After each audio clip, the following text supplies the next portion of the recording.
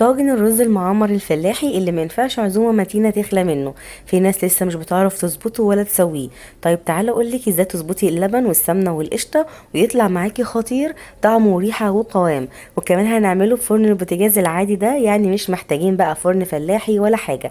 هتعملي بوش جميل جدا وكمان من غير ما ينشف منك. يلا بينا نسمي الله ونصلي على سيدنا النبي ونبدا مع بعض الفيديو.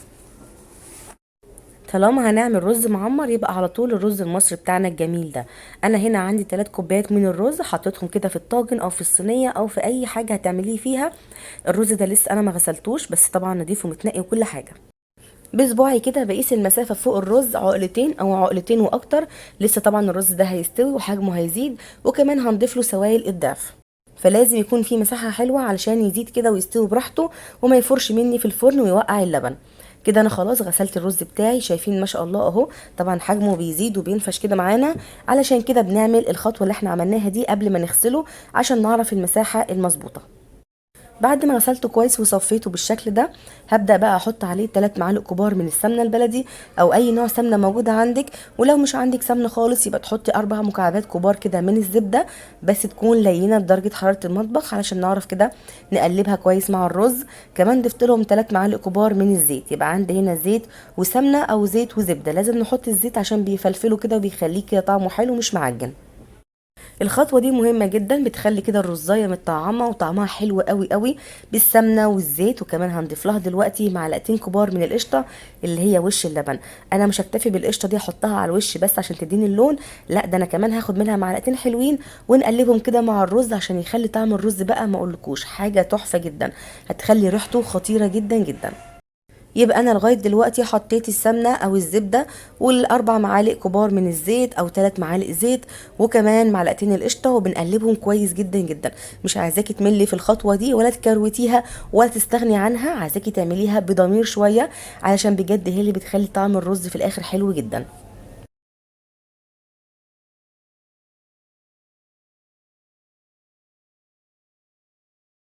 شايفين بقى الرز بتاعنا بعد ما قلبناه كويس جدا؟ شايفه الرز بقى متغلف تماما بالسمنه والقشطه والزيت، بقى تحفه جدا جدا. طيب نيجي بقى لمقدار اللبن. انا النهارده شغاله على 3 كوبايات رز، يبقى ال3 كوبايات دول هياخدوا الضعف بالظبط سوائل. مره ونص لبن والباقي ميه. يبقى انا هنا عندي المفروض احط 6 كوبايات من السوائل على ال3 كوبايات دول. حطيت 4 منهم لبن، يبقى انا عندي هنا كيلو من اللبن 4 كوبايات. وكمان هضيف عليهم كوبايتين من الميه عشان يكونوا 6 كوبايات سوائل. اللبن ده انا سخنته كده شويه على النار، انا ما غليتوش. هو اللبن ده سخن بس مش اكتر، مش عايزاه يكون ساقع من التلاجة ومش عايزاه يكون بيغلي. ضفت عليه معلقه صغيره ممسوحه من السكر ومعلقه صغيره ممسوحه من الملح. خدوا بالكم الرز المعمر مش بيحب الملح خالص، الملح بتاعه بيكون خفيف جدا جدا. ولا بقى بضيف فلفل اسود ولا فلفل ابيض ولا اي نوع بهارات تاني.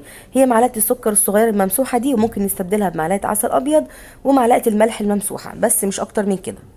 بعد ما ضفت 4 كوبايات اللبن ضفت عليهم كمان كوبايتين من الميه، حطيتهم بقى في نفس المكان اللي كنت حاطه فيه اللبن. وهنقلب كويس جدا بالشكل ده. طبعا قلبت السكر والملح مع اللبن في الاول علشان طبعا اللبن كان دافي فيدوب لي بقى السكر والملح بسرعه. زي ما انتم شايفين كده قلبت كده كويس جدا مع بعض. في الاخر بقى هنزل بالقشطه اللي هي وش اللبن، بحطها كده على وش الطاجن من فوق، بوزعها كويس جدا. كده هيطلع الطاجن معانا متطعم حلو قوي، قشطه على الوش وقشطه في القلب كده مع الرز، يعني طعمه وريحه خطيره. يبقى زي ما اتفقنا اي كميه رز هتحطيها هتحطي ضعفها بالظبط سوائل، مره ونص لبن والباقي ميه. حتى لو عندك لبن تاني ما تحطيش لبن تاني، احنا عايزين نحط ميه لان الميه هي اللي بتسوي حبه الرز مش بتخليها كده مقدده وناشفه. يبقى لازم تحطي ميه وتحطي لبن. بالنسبه بقى للتسويه الصح، لو انت الفرن بتاعتك زي الفرن بتاعتي بتولع شوايه بس او فرن بس، في الاول هنولع الشوايه بس كده ونسخنها كويس وندخل الطاجن تحت الشوايه الاول تاخد لون حلو كده، ممكن تاخد ربع ساعه على ما تاخد اللون الجميل ده. بعد كده بنطفي الشوايه بنولع الفرن. اول ربع ساعه هنخلي الفرن بتاعتنا عاليه كده على حراره 200 علشان يغلي كده معانا ويبقبق، وبعد كده بنهدي النار على 180. كانك بالظبط بتعملي رز كده في الحله على البوتاجاز من فوق، بتهدي النار عشان يتشرب كويس جدا ويستوي معاكي كويس جدا جدا. يعني الوش بياخد ربع ساعة على ما يتحمر ويبقى معانا بالدرجة دي، وكمان الطاجن بياخد تقريبا ساعة الا ربع على ما يستوي ويتشرب الرز بتاعه. يعني في الاخر الحصيلة بتكون ساعة بالظبط في الفرن او ساعة الا 5 دقايق حسب بقى براحته، ما تستعجلوش خالص. بتدوقي كده بالمعلقة كده على الطرف بتشوف الرز استوى ولا لا. لسه في سوائل ولا لا، وبعد كده بتخرجيه.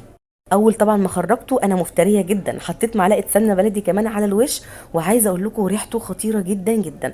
طبعا المعلقه دي بتدي له ريحه اكتر، وكمان بتخلي الوش طري كده ومش بينشف. شايفين بقى الرز بتاعنا شكله قد ايه تحفه. عايزه اقول لك جربيه بالطريقه دي وما تقلليش السوائل عن كده، علشان ما يقلبش معاكي رز مفلفل زي اللي بنعمله كده في الحله على البوتاجاز من فوق. جربيه بنفس الطريقه وانا واثقه ان هو هيعجبك ومش هتبطلي تعمليه. مع السلامه.